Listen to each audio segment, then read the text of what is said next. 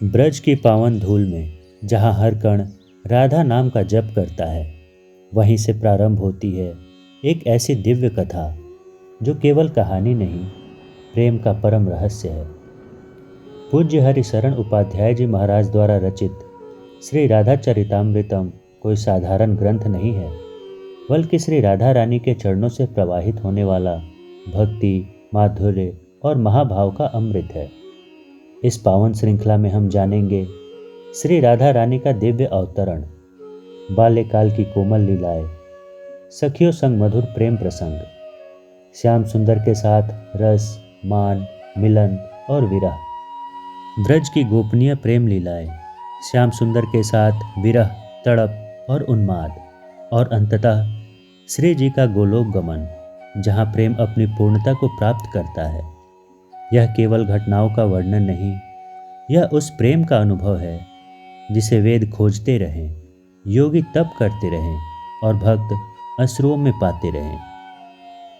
इस श्रृंखला का उद्देश्य ज्ञान देना नहीं, बल्कि हृदय को राधा नाम के रस में भिगो देना है। यदि आपके भीतर भी श्री जी के चरणों की पुकार है, यदि राधा नाम सुनते ही मन पिघल जाता है, तो यह श्रृंखला आपके लिए है। आइए हर अध्याय के साथ हम सब मिलकर प्रवेश करें श्री राधा रानी के प्रेम के उस लोक में जहाँ प्रेम ही ब्रह्म है और ब्रह्म ही प्रेम है। जय जय श्री राधे। कलकल करती हुई कालिंदी बह रही है, घना कुंज है, फूल खिले हैं, उसमें से निकलती मादक सुगंध संपूर्ण वन प्रदेश को अपने आगोश में ले रही थी। चंद्रमा की किरणें छिटक रही थीं। यमुना की बालुका ऐसी लग रही हैं जैसे रजत को पीसकर बिखेर दिया गया हो। हाँ, बीच बीच में पवन देव चल देते थे, कभी कभी तो तेज हो जाते। तब यमुना के बालुका कण जब आंखों में जाता तो ऐसा लगता जैसे ये बालुका न होकर कपूर को पीसकर बिखेर दिया गया हो। कमल खिले हैं, कुमुदनी प्रसन्न है, उसमें भौरों का झुंड ऐसे गुनगुना रहा है जैसे अपने प्रियतम के लिए ये गीत गा रहे हों। बेला, मोगरा, गुलाब, इनकी तो भरमार ही थी। ऐसे दिव्य प्रेम स्थली में मैं कैसे पहुंचा था मुझे पता नहीं। मेरी आंखें बंद हो गईं। जब खुली तब मेरे सामने एक महात्मा थे, बड़े प्रसन्न मुखमंडल वाले महात्मा। मैंने उठते ही उनके चरणों में प्रणाम किया। उनके रोम रोम से श्री राधा, श्री राधा, श्री राधा यही प्रकट हो रहा था। उनकी आंखें चढ़ी हुई थी, जैसे कोई पीकर मत हो। हाँ, ये मत ही तो थे। तभी तो कदम्ब और तमाल वृक्ष से लिपटकर रोए जा रहे थे। रोने में दुख या विषाद नहीं था, आह्लाद था, आनंद था। मैंने उनकी गुप्त बातें सुननी चाहिए। मैं अपने ध्यान आसन से उठा और उनकी बातों में अपने कान लगाने शुरू किए। विचित्र बात बोल रहे थे ये। कह रहे थे, नहीं, मुझे तुम्हारा मिलन नहीं चाहिए प्यारे। मुझे ये बताओ कि तुम्हारे वियोग का दर्द कब मिलेगा। तुम्हारे मिलन में कहाँ सुख है। सुख तो तुम्हारे लिए रोने में है, तुम्हारे लिए तड़पने में है। तुम मत मिलो, अब तुम जाओ। मैं तुम्हारे लिए अब रोना चाहता हूँ। मैं तुम्हारे विरह की टीस अपने सीने में सहेजना चाहता हूँ। तुम जाओ, जाओ तुम। ये क्या? महात्मा जी के इतना कहते ही तुम गए? गए तुम? कहाँ गए हे प्यारे, कहाँ? वो महात्मा दहाड़ मारकर धराम से गिर गए इस भूमि पर। मैं गया, मैंने देखा, उनके पसीने निकल रहे थे, पर उन पसीनों से भी गुलाब की सुगंध आ रही थी। मैं उन्हें देखता रहा, फिर जल्दी गया, अपने चादर को गीला किया यमुना जल से। उस चादर से महात्मा जी के मुख को पोंछा। श्री राधा, श्री राधा, श्री राधा, यही नाम उनके रोम रोम से फिर प्रकट होने लगा था। वत्स, साधना की सनातन दो ही धाराएं हैं और ये अनादिकाल से चली आ रही धाराएं हैं। वो उठकर बैठ गए थे। उन्हें मैं ही ले आया था देह भाव में। उठते ही उन्होंने इधर उधर देखा, फिर मेरी ओर उनकी कृपा दृष्टि पड़ी। मैं हाथ जोड़े खड़ा था। वो मुस्कुराए। उनका कंठ सूख गया था। मैं तुरंत दौड़ा, यमुना जी गया। एक बड़ा सा कमल खिला था। उसके ही पत्ते में मैंने यमुना जल भरा और लाकर उन महात्मा जी को पिला दिया। वो जाने लगे तो मैं भी उनके पीछे पीछे चल दिया। तुम कहाँ आ रहे हो वत्स? उनकी वाणी अत्यंत ओजपूर्ण पर प्रेम से पगी हुई थी। मुझे कुछ तो प्रसाद मिले। मैंने अपनी झोली फैला दी। वो हंसे। मैं पढ़ा लिखा तो हूं नहीं, न पंडित हूं, न शास्त्र का ज्ञाता। मैं क्या प्रसाद दूं? उनकी वाणी कितनी आत्मीयता से भरी थी। आपने जो पाया है उसे ही बता दीजिए, मैंने प्रार्थना की। उन्होंने लंबी सांस ली, फिर कुछ देर शून्य में ताकते रहे। वत्स, साधना की सनातन दो ही धाराएं हैं। एक धारा है अहम की, यानी मैं की, और दूसरी धारा है उस मैं को समर्पित करने की। मेरा मंगल हो, मेरा कल्याण हो, मेरा शुभ हो। इसी धारा में जो साधना चलती है वो अहम की साधना है। पर एक दूसरी धारा है साधना की, वो बड़ी गुप्त है। उसे सब लोग नहीं जान पाते। क्यों नहीं जान पाते महात्मन? मैंने प्रश्न किया। क्योंकि उसे जानने के लिए अपना अहम ही विसर्जित करना पड़ता है, मैं को समाप्त करना पड़ता है। महाकाल भगवान शंकर जो विश्व गुरु हैं, जगत गुरु हैं, वो भी इस रहस्य को नहीं जान पाए, तो उन्हें भी सबसे पहले अपना अहम ही विसर्जित करना पड़ा। यानी वो गोपी बने, पुरुष का चोला उतार फेंका। तब जाकर उस रहस्य को उन्होंने समझा। ये प्रेम की अद्भुत धारा है। पर वो महात्मा जी हंसे। ये ऐसी धारा है जो जहां से निकलती है उसी ओर ही बहने लग जाती है। तभी तो इस धारा का नाम धारा न होकर राधा है, जहां पूर्ण अहम का विसर्जन है, जहां मैं नामक कोई वस्तु है ही नहीं, है तो बस तू, तू ही तू। त्याग, समर्पण, प्रेम और करुणा की एक निरंतर बहने वाली सनातन धारा का नाम है राधा, राधा, राधा। वो इससे आगे कुछ बोल नहीं पा रहे थे। फिर महात्मा अचानक कुछ बुदबुदाए। काहे टिटिया रहे हो? मैं चौंक गया। ये मुझसे कह रहे हैं? हाँ हाँ, सीधे सीधे श्री राधा रानी पर कुछ क्यों नहीं लिखते? ये आज्ञा थी उनकी। मैंने उनकी आंखों में देखा। मैं लिख लूंगा। मेरे जैसा प्रेम शून्य व्यक्ति उन आह्लादिनी श्री राधा रानी के ऊपर लिख लेगा, जिनका नाम लेते ही भागवतकार श्री सुखदेव जी की वाणी रुक जाती है। ऐसे श्री कृष्ण प्रेममयी श्री राधा पर मैं लिख लूंगा। मैं कहाँ कामी, क्रोधी, कपटी, लोभी, क्या दुर्गुण नहीं है मुझ में? ऐसा व्यक्ति लिख लेगा उन श्री कृष्ण प्रिया श्री राधा के ऊपर? वो महात्मा जी उठे, मेरे पास में आए और बिना कुछ बोले मेरे नेत्रों के मध्य भाग को उन्होंने अपने अंगूठे से छू दिया। ये क्या? दिव्य निकुंज, दिव्य अति दिव्य नित्य निकुंज मेरे नेत्रों के सामने प्रकट हो गया था, जहां चारों ओर सुख और आनंद की वर्षा हो रही थी। प्रेम निमग्ना सहस्त्र सखी संसेव्य श्री राधा माधव उस दिव्य सिंहासन में विराजमान थे। उन श्री राधा रानी की चरण छटा से संपूर्ण ब्रह्मांड प्रकाशित हो रहा था। उनकी घुंघरू की आवाज से ओम प्रणव का प्राकट्य है। वो पूर्ण ब्रह्म श्री कृष्ण अपनी आह्लादिनी के रूप में श्री राधा को अपने वांग भाग में विराजमान करके प्रेम सिंधु में अवगाहन कर रहे थे। मैंने दर्शन किए नित्य निकुंज के। अब तुम लिखो श्री राधा चरितामृतम। वो महात्मा जी खो गए थे उसी निकुंज में। यमुना जी जाना नहीं है, 5 बज गए हैं।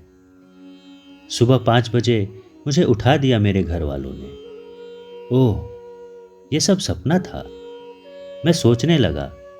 पर मुझे आज्ञा मिली है कि मैं श्री राधा चरितामृतम लिखूं। मुझे ये नाम भी उसी दिव्य महात्मा जी ने सपने में ही दिया है। पर कैसे कैसे लिखूं? श्री राधा रानी के चरित्र पर लिखना साधारण कार्य नहीं है। मैंने अपना सिर पकड़ लिया। फिर एकाएक मन में विचार आया, हरि, तो इतना सोच क्यों रहा है? कन्हैया की इच्छा है, वो अपनी प्रिया के बारे में सुनना चाहते हैं तो मैं सुनाऊंगा, क्योंकि श्री राधा पर लिखना ही अपने आप में धन्यता है और लेखनी की सार्थकता भी इसी में है। प्रेम की साक्षात मूर्ति श्री राधा रानी के चरणों में प्रणाम करते हुए, कृष्ण प्रेममयी राधा, राधा प्रेममयो हरि। इसी के साथ श्री राधा चरितामृतम के प्रथम अध्याय में प्रवेश करते हैं, जिसका शीर्षक है वज्रनाभ और महर्षि सांडिल्य। ओह, ये क्या? ये ब्रज है, ये मेरे भगवान श्री कृष्ण का ब्रज है। करील के कांटे ये भी सूख गए हैं। यहाँ कोई भी तो नहीं है। क्या क्या सोच कर चले थे द्वारिका से ये वज्रनाभ ब्रज की ओर। ये वज्रनाभ श्री कृष्ण के प्रपौत्र हैं। हाँ, द्वारकेश श्री कृष्ण के। सब नष्ट हो गया द्वारिका में तो। यदुवंशी आपस में ही लड़ भिड़कर मर रहे थे। जब उनके पास कोई अस्त्र शस्त्र न बचा तो उठा लिया था सभी ने उस नुकीले घास को जो समुद्र के किनारे थे। कितना भीषण युद्ध था आपस में ही। सब मर रहे थे और उधर समुद्र में सुनामी आ रही थी। द्वारिका टेढ़ा हो रहा था। चारों ओर मृत शरीर पड़े थे यदुवंशियों के। पर उसी समय ये बात जब सुनी श्री कृष्ण रानियों ने कि श्री कृष्ण के चरणों में किसी व्याघ्र ने बाण मार दिया है और श्री कृष्ण चले गए अपने धाम। महारानी रुक्मिणी सहित अष्टपट रानियों ने अपने देह तुरंत त्याग दिए। 100 रानियों के प्राण विरह से निकल गए। अब बची थी 16,000 रानियां।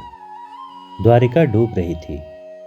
द्वारकेश कृष्ण ने ही जब अपनी लीला समेट ली तो द्वारिका का अधिदेव भी अब क्यों रहने लगा यहाँ? उस समुद्र की महाभीषण सुनामी में द्वारिका डूब गई। पर अनिरुद्ध पुत्र वज्रनाभ बच गए। क्यों बचे? कारण क्या था? कारण ये था, कुरुक्षेत्र में मिलन हुआ था श्री राधा रानी का श्री कृष्ण से। पूरे 100 वर्ष के बाद दोनों मिले थे। 100 वर्ष का वियोग। पर आज जब मिले तब श्री कृष्ण के नेत्रों में अश्रु रुक नहीं रहे थे। अपने मुकुट को रख दिया था श्री राधा रानी के चरणों में। उठाना चाहा उन प्रेममय श्री राधा ने, पर श्री कृष्ण उठे नहीं। प्यारे, क्या चाहते हो? बोलो तो। ये राधा सब कुछ सह सकती है, पर तुम्हारा इस तरह रोना, व्याकुल होना। फिर श्री कृष्ण के आंसू पोंछते हुए श्री राधा ने कहा, इन पर राधा का हक है। इन आंसुओं को बहाने का हक सिर्फ राधा को है, तुम्हें नहीं। कम से कम मुझसे ये हक तो मत छीनो। अच्छा बताओ, क्या दे सकती हूं मैं तुम्हें? ये बरसाने वाली क्या दे सकती है एक द्वारकाधीश को? अपने इन चरणों को एक बार द्वारिका में रख दो। झोली के रूप में अपनी पीतांबरी फैला दी थी श्री कृष्ण ने। नहीं नहीं प्यारे, ऐसा मत कहो। कुरुक्षेत्र में भी मैं सिर्फ तुम्हें देखने आई हूं, नहीं तो ब्रज छोड़ने की अब इच्छा नहीं होती। तो मेरे कहने से कुछ दिन मेरी द्वारिका में वास करो न राधे। जिद न करो प्यारे, बस कुछ दिन। अनुनय विनय पर उतर आए थे श्री कृष्ण भी। ठीक है, राधा की अपनी इच्छा ही कहाँ है? तुम्हारी इच्छा में ही तो राधा ने अपनी समस्त इच्छाएं मिला दी हैं। श्री राधा कुरुक्षेत्र से ही अपनी अष्ट सखियों के साथ द्वारिका चली गई, पर नहीं रही ये महल में। कृष्ण की पटरानियों ने सुंदर भवन में व्यवस्था की थी श्री राधा रानी की, पर ये महल में। हम तो वन में रहने वाली हैं, हमें महल में क्यों? हम तो कुटिया में ही रहेंगी।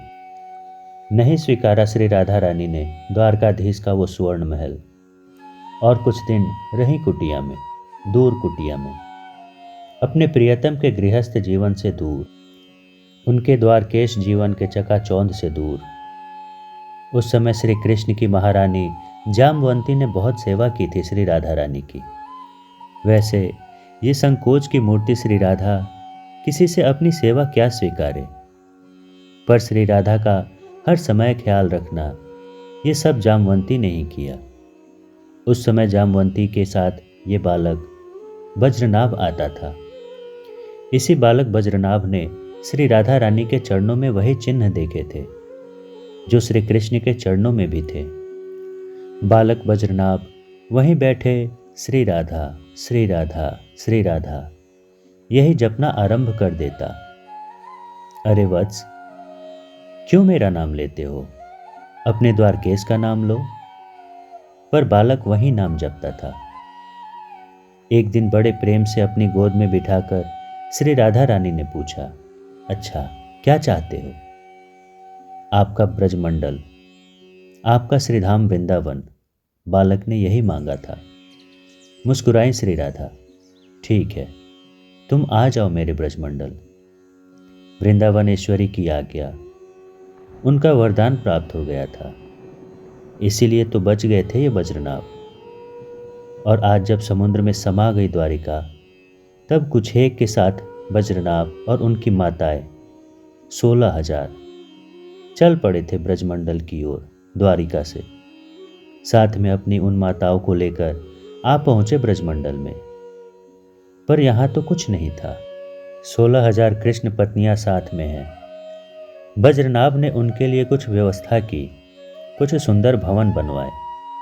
पास में ही हस्तिनापुर राज्य था, जहां से सेवकों की भरमार आ गई थी, क्योंकि परीक्षित वहां के राजा थे। अब सब व्यवस्थित हो गया था। ओह, ऐसा हो गया ये ब्रजमंडल। मनुष्य तो दिखाई ही नहीं देते, पर पशु पक्षी भी नहीं है यहां तो। वज्रनाभ, अत्यंत मधुर पुकार पीछे से किसी ने लगाई।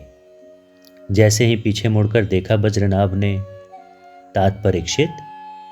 तुरंत झुककर वज्रनाभ ने प्रणाम किया। अपने हृदय से लगा लिया था वज्रनाभ को राजा परीक्षित ने। कोई नहीं है तात इस ब्रजमंडल में, मानव की कौन कहे, कोई खग जीव भी दिखाई नहीं देते। अत्यंत दुखी स्वर में हस्तिनापुर नरेश परीक्षित ने वज्रनाभ से कहा। संध्या का समय हो रहा था। तभी दूर, बहुत दूर एक दिया टिमटिमाता हुआ दिखाई दिया। कुटिया थी किसी की।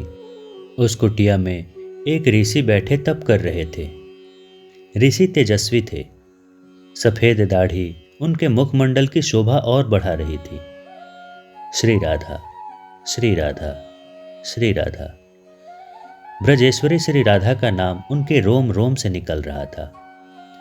वज्रनाभ और परीक्षित ने ऋषि के चरणों में जाकर जैसे ही प्रणाम किया, ऋषि ने नेत्र खोले, मुस्कुराए। मैं द्वारकेश श्री कृष्ण का प्रपौत्र वज्रनाभ, और मैं पांडवों का पौत्र परीक्षित। ओह, मैं महर्षि सांडिल्य तुम दोनों को देखकर आज अति प्रसन्न हुआ। ऋषि ने प्रसन्नता व्यक्त की। महर्षि सांडिल्य? वज्रनाभ चौंके। आप ही हैं महर्षि? पूज्य चरण श्री नंद बाबा के कुल पुरोहित? ऋषि मुस्कुराए। नंद नंदन श्री कृष्ण का पुरोहित।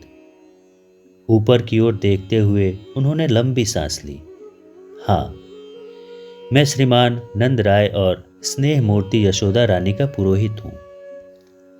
नेत्रों से झरझर आंसू बह चले थे वज्रनाभ और परीक्षित के। पर आज ब्रज की ये स्थिति, ऐसा वीरान क्यों हो गया ये ब्रजमंडल? उठे महर्षि सांडिल्य, कुटिया से बाहर आए। वज्रनाभ और परीक्षित ने भी उनका अनुसरण किया। श्री कृष्ण पूर्ण ब्रह्म, पूर्ण परात्पर पर ब्रह्म, इतना बोलकर मौन हो गए थे महर्षि। फिर कुछ समय बाद ही मौन को तोड़ा था उन्होंने। 2 प्रकार की लीलाएं होती हैं भगवान की, महर्षि ने समझाया। एक लीला होती है व्यवहारिकी और दूसरी लीला होती है नित्य। व्यवहारिकी लीला में विरह दिखाई देता है। महर्षि प्रेम से लीला रहस्य को समझा रहे थे। व्यवहारिकी लीला में वियोग दिखाई देता है, मिलना दिखाई देता है और बिछुड़ना दिखाई देता है। लीला का प्राकट्य दिखाई देता है और लीला का संवरण दिखाई देता है। पर एक लीला चल रही है, नित्य निरंतर चल रही है। प्रलय में भी उस लीला का विराम नहीं होता। यह नित्य लीला ब्रह्म और उसकी आह्लादिनी के साथ चलती ही रहती है। आह्लादिनी? वज्रनाभ ने पूछा। महर्षि के नेत्र सजल हो उठे। भावातिरेक से उनकी वाणी अवरुद्ध हो गई। वो काफी देर तक कुछ बोल नहीं पाए। राधा, राधा, राधा, यही नाम गूंजने लगा महर्षि के रोम रोम से। आश्चर्य! पृथ्वी का कण कण बोलने लगा था, राधा, राधा, राधा। आकाश भी गुंजित हो उठा। घड़ी दो घड़ी बीतने पर जब महर्षि को होश आया, तब राधा कौन है? हस्तिनापुर नरेश परीक्षित ने यह प्रश्न किया था। राधा। महर्षि आनंद सिंधु में डूब रहे थे। क्या तुम लोगों ने ब्रह्म का ये नाम आत्माराम नहीं सुना? क्या तुम नहीं जानते कि ब्रह्म को आत्माराम कहा जाता है? सिर हिलाकर वज्रनाभ ने महर्षि की बात का अनुमोदन किया। वत्स, पता है तुम्हें, वो ब्रह्म अपनी ही आत्मा में रमण करता है, इसीलिए उसे आत्माराम कहा गया है। महर्षि सांडिल्य गंभीर चर्चा करने जा रहे थे। वत्स, ब्रह्म की आत्मा का नाम ही है श्री राधा, महर्षि ने बताया। प्रेम है ब्रह्म की राधा। ब्रह्म के प्रेम ने ही आकार ले लिया है राधा के रूप में। कृष्ण ब्रह्म है और उनकी आत्मा ही राधा है। लंबी सांस ली महर्षि ने, फिर बोले, जिस भूमि में मैं बैठा हूं, ये भूमि उन्हीं ब्रजेश्वरी श्री राधा रानी की है। ये उन्हीं की जन्मभूमि है। हाँ, इसी का नाम है बरसाना। इसी बरसाने में उस दिव्य भाद्रपद शुक्ल अष्टमी को मध्याह्न के समय श्री राधा रानी का प्राकट्य हुआ था। क्या दिन था वो! मुझे जब जब स्मरण होता है, मैं भाव में डूब जाता हूं। यहां बरसा था वो प्रेम रस। पर नित्य लीला रुकी नहीं है। ये व्यवहारिकी लीला ही रुक गई है, बाकी नित्य लीला तो अभी भी चल ही रही है। महर्षि की बातों से वज्रनाभ आनंदित हुए। रात्रि होने जा रही थी। परीक्षित को लौटना था हस्तिनापुर, क्योंकि उनको तो प्रजा भी देखनी थी। परीक्षित ने फिर आने की बात कहकर 100-200 सैनिक व्यवस्था में छोड़कर चले गए। पर वज्रनाभ को तो महर्षि सांडिल्य से श्री राधा चरित्र सुनना था और संपूर्ण सुनना था। जिन श्री राधा के पीछे पर ब्रह्म श्री कृष्ण अपने आप को मिटाकर दौड़ पड़ता था, जिन श्री राधा के चरणों में अपने आप को चढ़ा देता था, उस श्री राधा चरित्र को सुनना चाहता है ये श्री कृष्ण का परपोता वज्रनाभ। प्रार्थना की महर्षि सांडिल्य के चरणों में। क्या श्री राधा चरित्र? हाँ, आप ही मुझे सुना सकते हैं महर्षि, मना ना करें। वज्रनाभ ने प्रार्थना की। राधे तू बड़भागिनी, कौन तपस्या कीन, तीन लोक तारन तरण, सो तेरे अधीन।